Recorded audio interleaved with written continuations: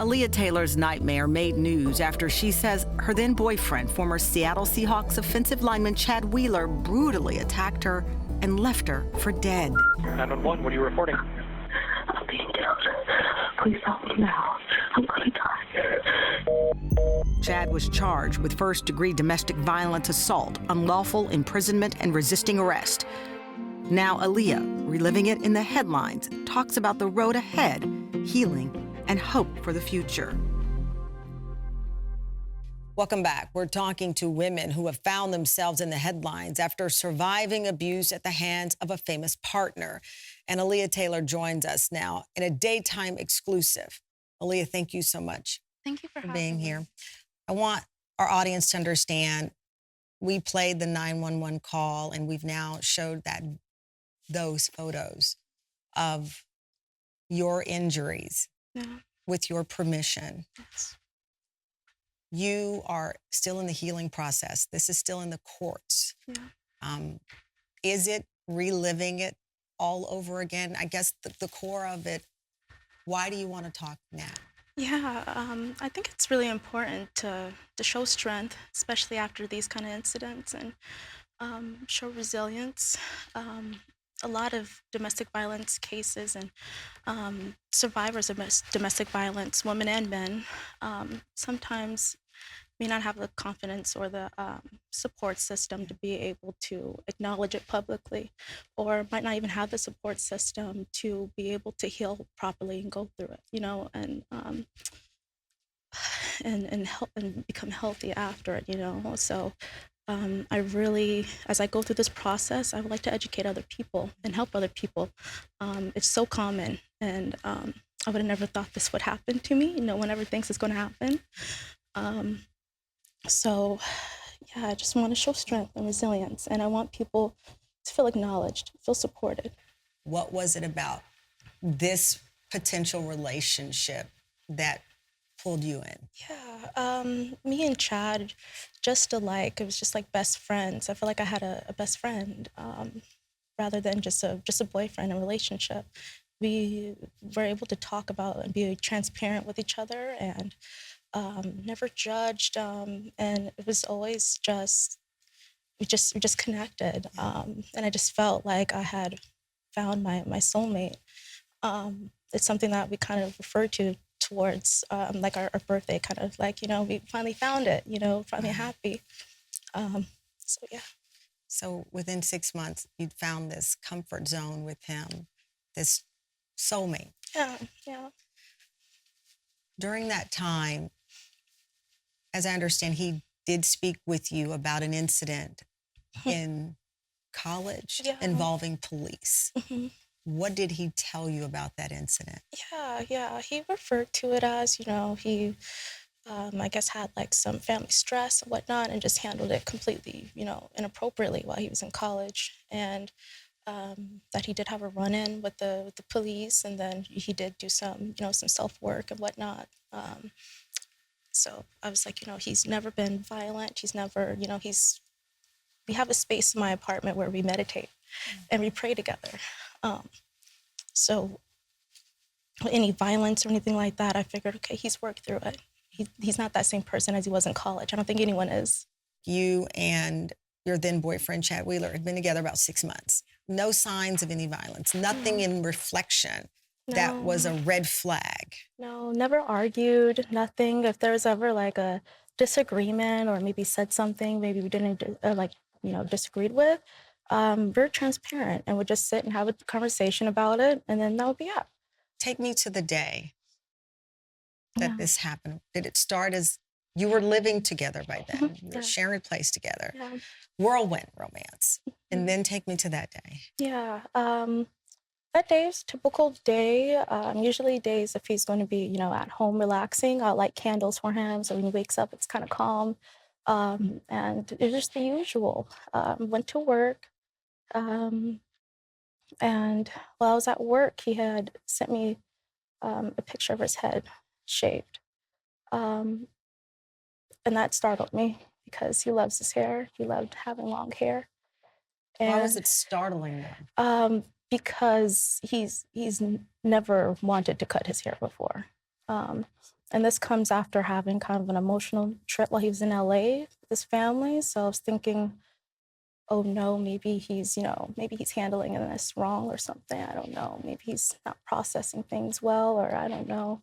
But when I got the picture, I was just a little, I was concerned. So I left work and I went home because I just wanted to go talk to him. Like, hey, this is a big change, So I came home and he was still emotional about the trip and was kind of crying. And this had gone on for 3 hours. This had gone on for a few hours that he was like, just venting, just letting it out, So when did it turn to you? To me, yeah.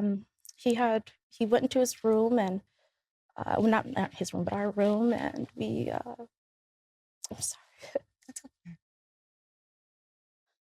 I went to go check on him because he had been in there by himself for a while. So I just went to check on him, and I was like, "Hey, the food's here. I ordered some food for us." And I was like, do you want anything? Do you want me to make you a plate? Do you want your smoothie now? And he was like, no, I'm okay. So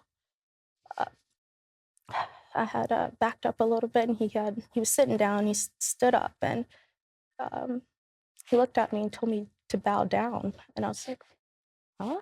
And very confused. And I started backing up away from him, and he started getting closer and told me a few more times to bow down. And that's when I started to cry because the look on his face is just, I've never seen that look on his face before. He looked so angry, and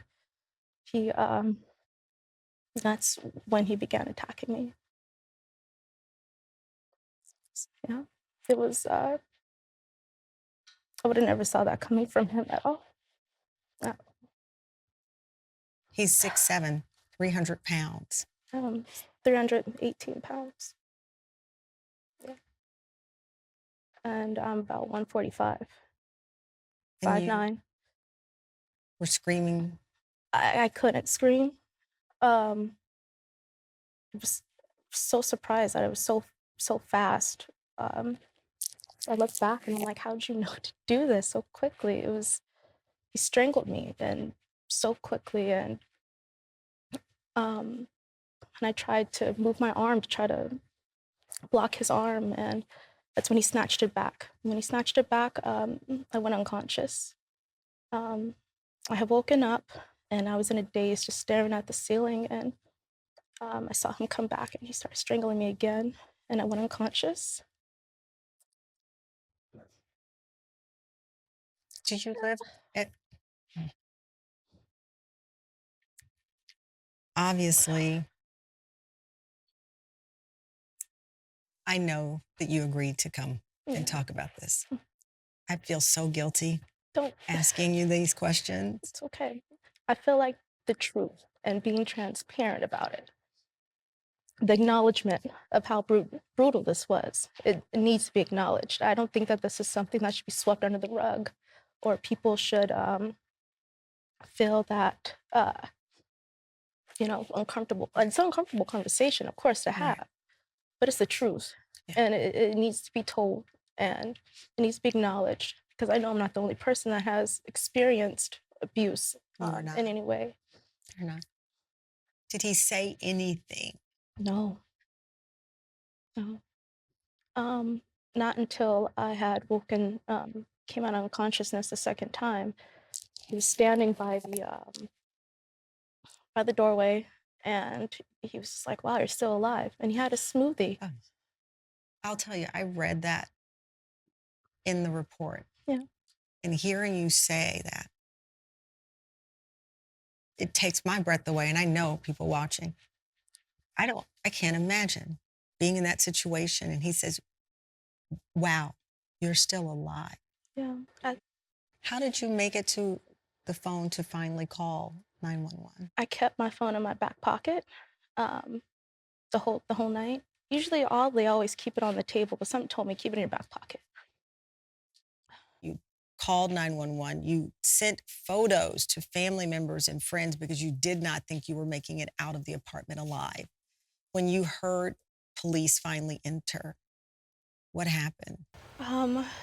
Well, they kicked down my front door in order to get in, and then he stepped in the bathroom and he had locked the door and closed it, and he was holding it, and they had broken down not my front door, but my bathroom door as well to get in.